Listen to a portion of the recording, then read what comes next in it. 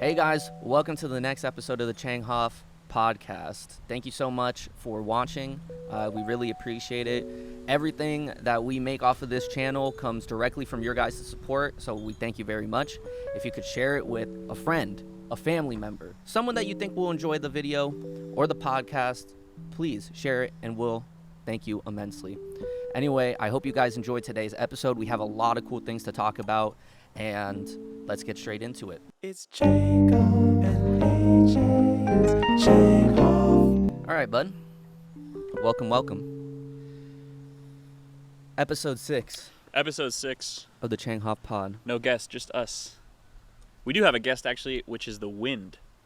Yeah, The wind. it's very nice, bright blue, sunny day with a little bit of wind here, but I think we'll manage. I think we'll be able to get by. So we have plenty to talk about. Let's get straight into it. Our week has been very busy and very serendipitous, I might say.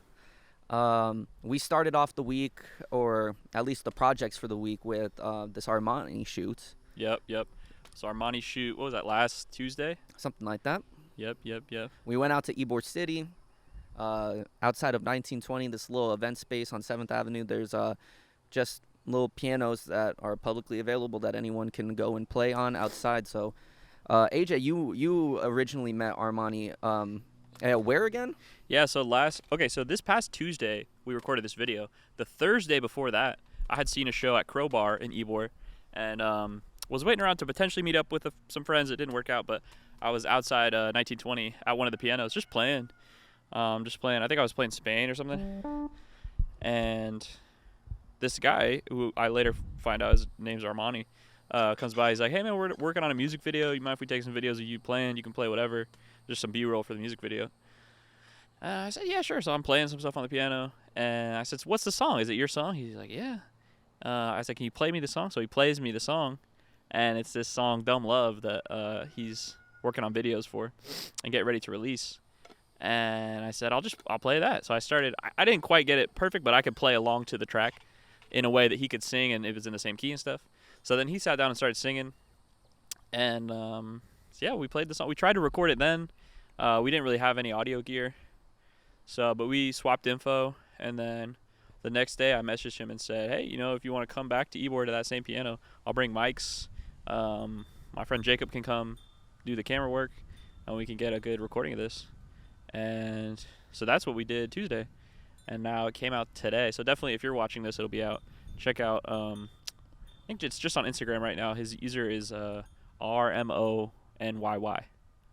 Underscore, I think so. Oh, okay. But yeah, you can go to either my Instagram or AJ's Instagram, and we're all collaborators on that post. So wherever you go, you will be able to find it. And please go and watch the video. We worked really hard on it, and I'm really happy with how it came out. And also just happy in general that Rmoney's song is just so good. Yeah, it's a great song. It's a really genuinely good song. I was sitting down working on the mix for that project, and my sister Lily was in here, and she goes, you're lucky that this is a great song. I'm like, yeah, it makes it easy. Like, anybody could have come up with any song and been like, hey, will you do, Yeah. So it's lucky that it's a really good one. Yeah, genuinely very good song. Been stuck in my head ever since I heard it. Yeah. Catch myself just singing along to it just randomly as I'm out and about. Even just today, like as we were setting this up, I'm like, yeah. just singing the song. Yeah. I don't want to sing it and butcher it right now. I'll let Rmoney do that. No, but yeah, we can.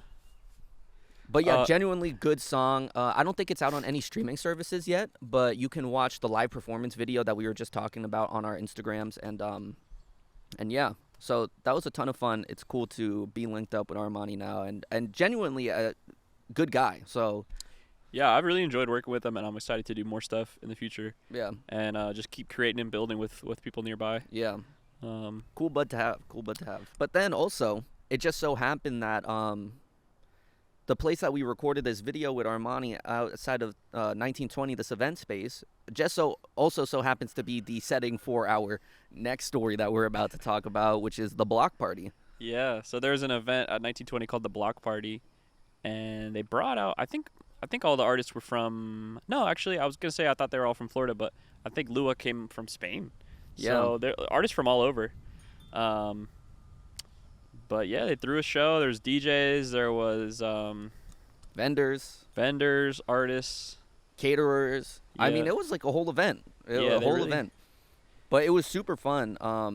You actually told me about it initially, and you said that you were going to go shoot. And usually, I'm not the biggest fan of going out and watching live music and being around like a bunch of people. It's just generally not my scene. But to go see Isaiah Falls perform Florida Baby, I was like, I have to. So we went out, and the whole shebang, cameras, camera gear, and just tried to go and shoot some cool stuff and meet some cool people. And Yeah, ever since that Crowbar show where I borrowed your camera, now everything I have, anything I at all want to go to, even if I just maybe want to go to it, I'll message whoever, if I can tell who the organizer is, or I'll go find the artists, try to find their manager's email, and just send and be like, hey, what are the camera limitations? Can I bring this? Can I bring that? I'll come take pictures. Which a lot of times I don't hear back, but sometimes they're like, yeah, sure, come by. So yeah, this was one where I messaged the organizer. I think her name's Jenny. And just said, hey, can I bring a camera? Take pictures. She's like, yeah, sure. And like got there early, got to talk a little bit with some of the artist teams and a lot of the vendors, a lot of really great people. yeah, It's cool to just see people creating stuff, just doing their thing. Yeah, and just exchanging and yeah. it's just cool to be around a bunch of creative people who are all kind of on this one track mind to like make it in some sort of in whatever field there are. Like either there's the vendors trying to make it as a business, or the artists trying to make it as artists, or musicians trying to make it as musicians, or even the people that we were hanging out with in the back. The sound guys, Mike and Tyler, and then also even the sick ass caterers there that were just servers from 7th Grove, just a restaurant that's a couple doors down. They were just hella cool. Yeah. So yeah, it was super cool just being able to meet a bunch of people, interact with a bunch of people, and get some good footage too. The video that we made for Isaiah Falls came out very nice. I enjoyed it. Do we have a link to that? Can we put that here? Yeah, I can. I'll post it on something. I send it to his team if they want to do anything with it, but I'll probably just post it too. Yeah, we'll probably post that on the Changhoff Productions channel. And little sneak peek, if you don't know what the Changhoff Productions channel is, we don't even know what it is fully yet. But basically, now that we've shot this music video with Rmoney and we shot this live performance with Isaiah Falls, it's kind of like, oh, this is something that we like to do. Let's turn it into a thing. Let's just channel some stuff into it. So we'll be having an extra channel coming around, Changhoff Productions, and that will be where all of our production stuff goes. Music videos, going and talking to business owners and doing content with them. All that stuff will probably be on that channel. So look forward to that. Go and subscribe to that channel. We'll link it down below. Yeah, so throw that in the show notes link. Yeah, we'll see what all it turns into, but I think just doing this podcast and the related things for a couple weeks, I think we're realizing we do kind of have the skill set to do all kinds of content, all kinds of video production, audio production. Yeah, for sure. It's really fun, like being able to see it, seeing like the opportunities and being like, yeah, that's in my bag. Like I can do that. Yeah. The wind is nice. Yeah. Can you hear the? I don't know if they can hear the wind chimes. You want to go hold your mic to it? Oh, they're definitely hearing that. Speaking of some shows, I have something that I want to show you. You have something you want to show me? I do. So this is Oh, the April what is that? 2024 Tampa and St. Pete Show Cal poster. Look at that. Oh my goodness. Wow. All right. Yeah, honestly, I really like how this poster came out. This blue and purple colorway is really sick. It's interesting because the blue and purple, the way it looks on my laptop is completely different. Mm-hmm. I realized that I think this color scheme actually works a lot better in RGB than it does in CMYK, which is what the printers use. Yeah. Which that was a kind of a cool. I think it still looks cool. It pops a little more on screens, but yeah, I think it came out great. I think it's definitely an improvement over the March one. The March one, the way I narrowed it down to fit on a page was I just did the biggest venues, and now I realize there's a lot of problems with that. So there's a bit of a range. Like, you got some of the bigger venues on here, but you got a lot of small stuff. You got a lot of local stuff. You got a lot of more affordable shows. I'm seeing $10 tickets. I'm seeing free. I'm seeing 15, 12. So yeah, a lot of cool stuff on here. I'm gonna try to go to a lot of these. So if y'all go to any of these, let me know, and maybe I'll see you there. Yeah, you'll have a chance if you go to any of these shows, and AJ's there. You'll have a chance to meet the Show Cal guy. Yeah, the Show Cal the guy. Tampa Show Cal guy. I can't wait to meet him. I can't wait to meet the Show Cal guy. Yeah, great dude. It seems like this so, is a but really yeah, we can great link- resource for people who like live music. Go and follow at Tampa Show Cal on Instagram, and you'll find all the links there. And if you are an email person, you can also go and subscribe to the Substack, so you can get a weekly newsletter email about the Tampa Show Cal, and get that delivered so straight to your there's, inbox. Right now, the two ways I push it out are the Instagram is at Tampa Show Cal, and then if you go to that account in the bio is, or you can actually just go to tampashowcal.com. That'll take you to the newsletter. So that'll be a weekly email every Wednesday. You'll get that in your inbox, and it has everything. It's got that's the one downside of these monthly ones is there's a lot of stuff I have to leave off because I can't put 200 shows on a poster. Mm-hmm. So, but yeah, get on that email, get on the Instagram, and that has everything, or at least has everything I know about. And I'm always finding out about more venues, more organizers. So, if you had to elevator pitch this Tampa Show Cal to someone and explain it in 15 seconds, how would you do so? I would say, are you based in Tampa? Yes. Do you like live music? Yes. Check this account out. And then I would show them the Instagram. And then if they say I don't use Instagram, then I say there's an email newsletter. Boom. And the email newsletter is even better because there's bonus content. Yeah, you can't forget the bonus content. Can't forget the free bonus. And the bonus is really good stuff, too. Thanks. Of course, I'm your friend, and I support you, and I go and I look at this, but genuinely, I go and I read the Substack every time it comes out, the email newsletter. I read it every single time it comes out because of the bonus content at the bottom that you put there. And there's a ton of really good stuff in there. So yeah, basically what it is right now is I do something called freebies, which is just all the free shows in the next 2 weeks coming up. And then there's AJ's Picks, which is just, stuff that I have a personal connection to or that I'm excited about, or kind of a more curated, 5 to 7 shows and I'll drop a little blurb about it. But yeah, great resource. If you guys are based in Tampa and you like live music, definitely go and check this out. You won't regret it. Yeah. But speaking of a curated music list, right? Yeah. We had an idea recently. We did. Called Citrasound. So basically what Citrasound is, we wanted to start a music show. I kind of wanted to start the music show. I pitched it to AJ, and then we both brainstormed on it. But essentially how I can elevator pitch it to you is that we both listen to a lot of music. He likes live music. We're getting more involved in the music scene and getting more involved with artists. So I thought it was just kind of a natural thing to go and kind of make some content about music, especially because I've been thinking about doing it for a long time, and I finally feel now that there's a proper avenue that I can see that we can do it.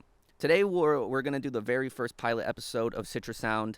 We don't have all of the details laid out yet, but as soon as that becomes available and we can give you links to anything, that is going to go out, and that's going to go out on all of our social media, and it'll be a really cool process. I think it'll be a lot of fun, and just talking about music, and I think the idea, you started off as wanting to do a bonus music show talking about songs you're into, because I know that's something you've been wanting to get out, and then we kind of passed the idea back and forth and went through a few iterations. For me, I'm really inspired by Soul Action Radio, if anyone knows that. I think they're Chicago-based, but it's like a curated radio-style show. I think it started on SoundCloud, and then now they got bought by Apple Music, so it's on there. But just have a curated selection of songs, and then a little bit of talking in between just to give some context, just to give some color. And we still got to find out where we can post that. Yeah. But I think we're gonna try as many platforms as we can and just see what stays up. Yeah.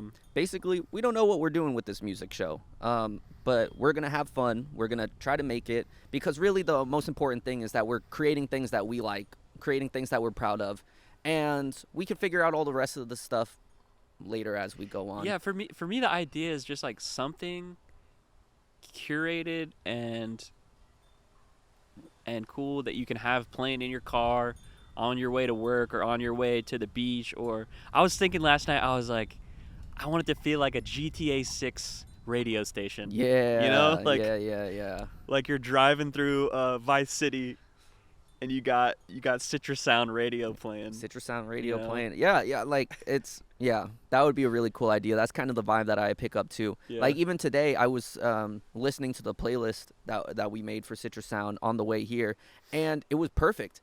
It's like 23-minute playlist, and that it fit my commute literally perfectly. The last song was ending as I pulled into your driveway.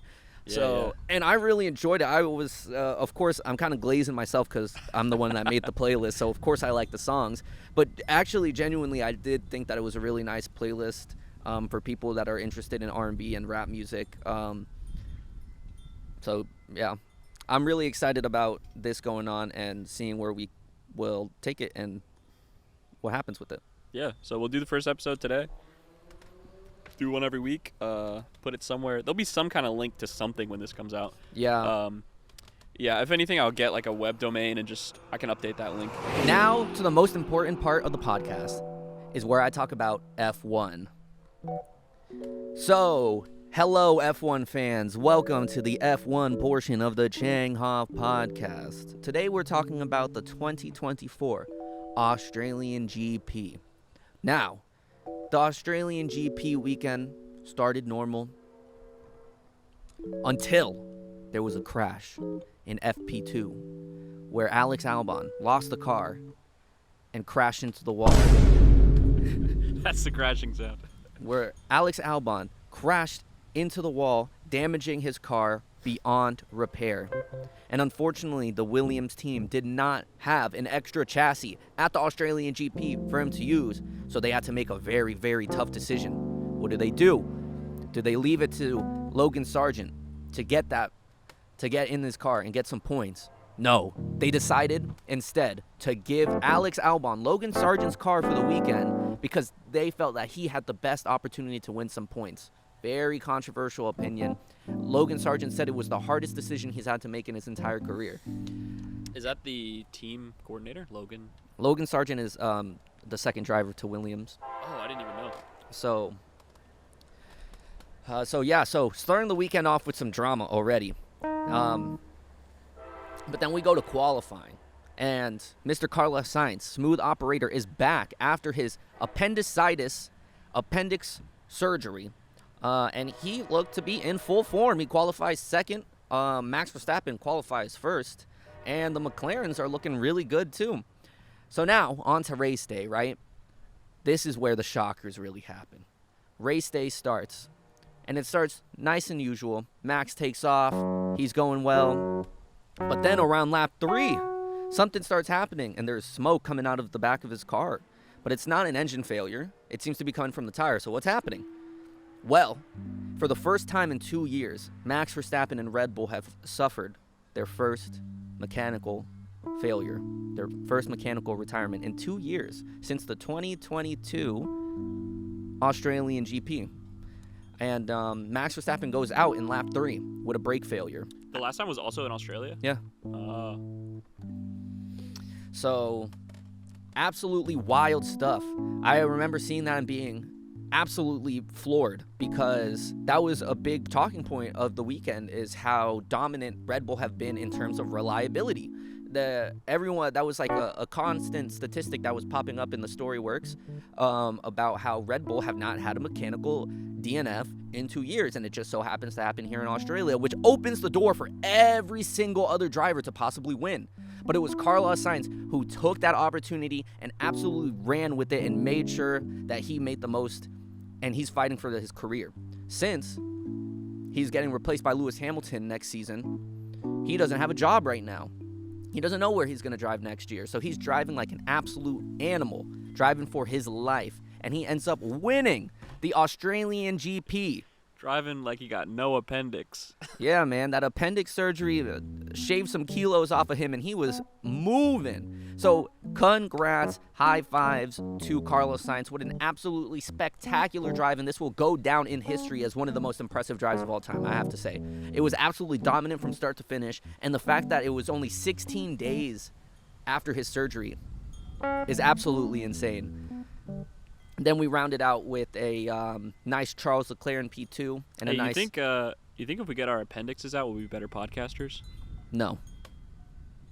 I think if you get your appendix out, you'd be a better. Better what? A better person with no appendix. I'd be better at not having an appendix. Yeah. You'd be really good at not having an appendix if you didn't have one.